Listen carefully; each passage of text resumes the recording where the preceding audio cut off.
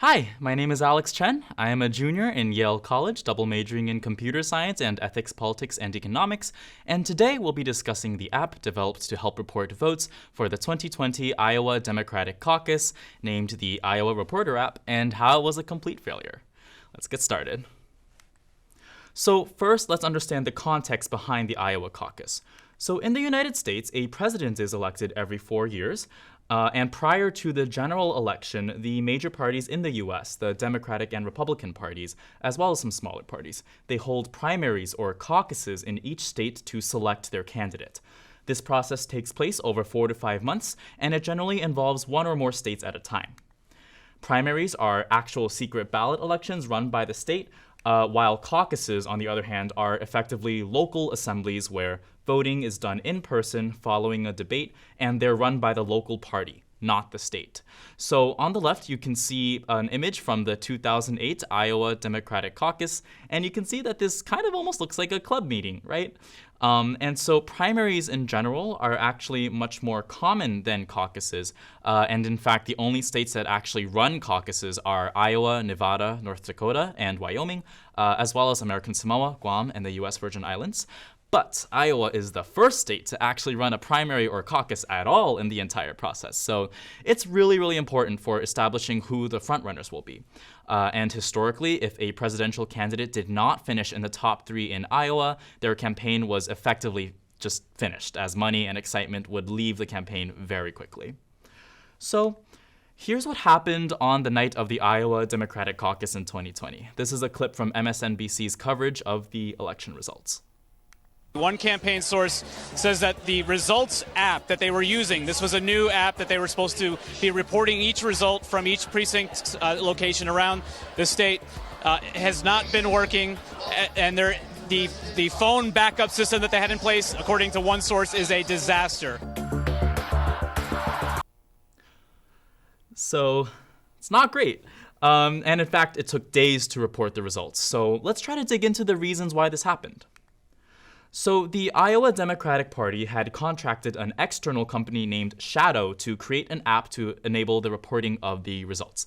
There's some super interesting history behind it, with a string of name changes and acquisitions, as well as some controversy around Shadow services being used in the past by different Democratic candidates' campaigns to send messages and solicit donations, as well as it generally just being kind of funny to name or rebrand a company Shadow in the field of voting technology, where trust and transparency and visibility are so important.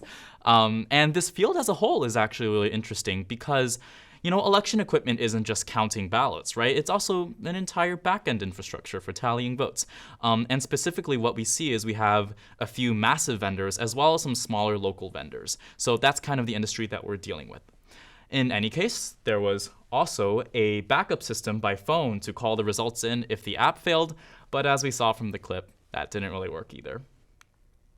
Here's what the app actually looked like. On the right side where it says, oops, something went wrong, that's kind of what everybody saw that night when they tried to sign into the app.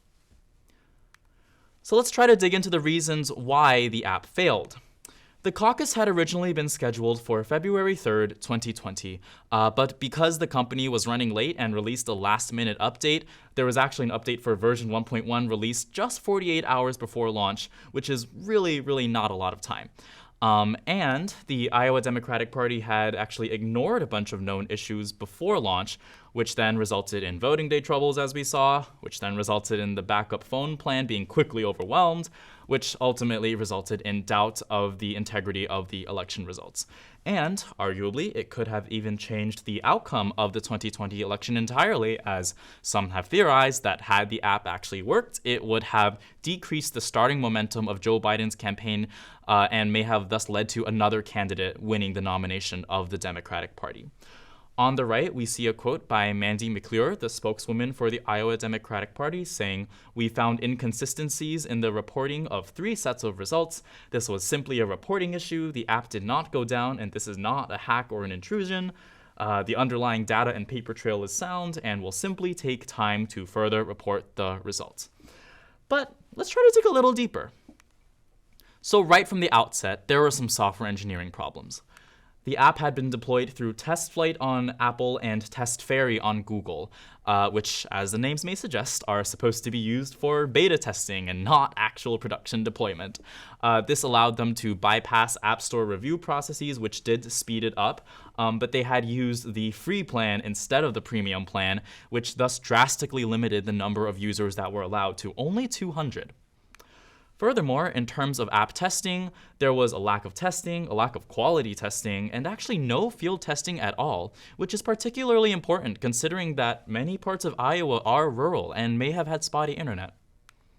Now, part of the reason why the app had so little testing is because there were really only given 2 months for development, which is not a lot of time for an app of this scope. In fact, the Iowa Democratic Party had only spent around $63,000 on the app when that figure really should have been more than double. Experts themselves did not trust the app, including the DNC cybersecurity chief and the Department of Homeland Security, who offered to get involved but were ignored.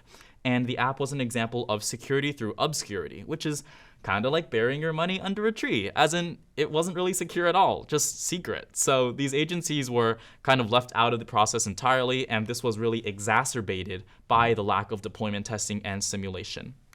This was confirmed by Christopher C. Krebs, the director of the Homeland Security Department's cybersecurity agency, saying late Monday evening that the mobile app had not been vetted or evaluated by the agency, and according to a person familiar with the app, its creators had repeatedly questioned the need to keep it secret, especially from the Iowa precincts where it would be used. So if we actually look at the aftermath of the Iowa Reporter app, we see that the Nevada caucus, which had been scheduled for later in February, had planned on pretty much using the same app and had already paid $53,000 for it.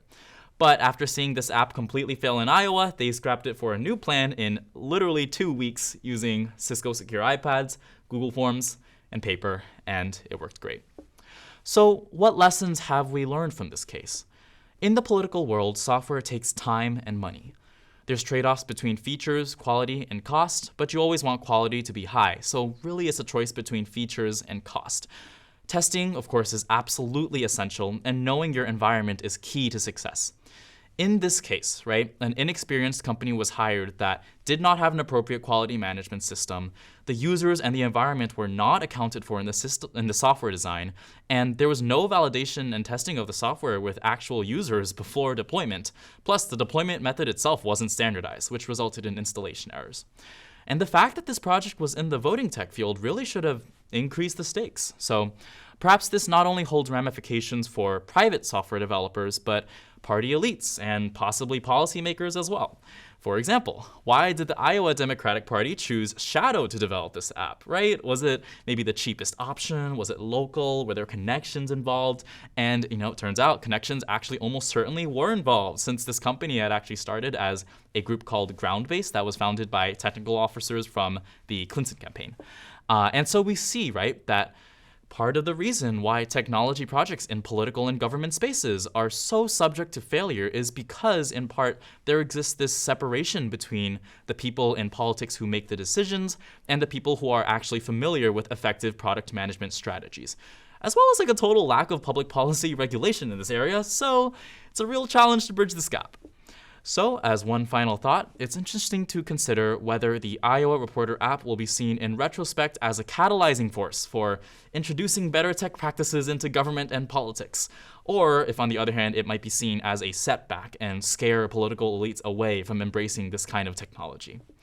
So that was the 2020 Iowa Democratic Caucus app in a nutshell, and I hope it was sufficiently clear how this app reflects the importance of quality management and testing, as well as some of the unique factors that need to be considered in political environments.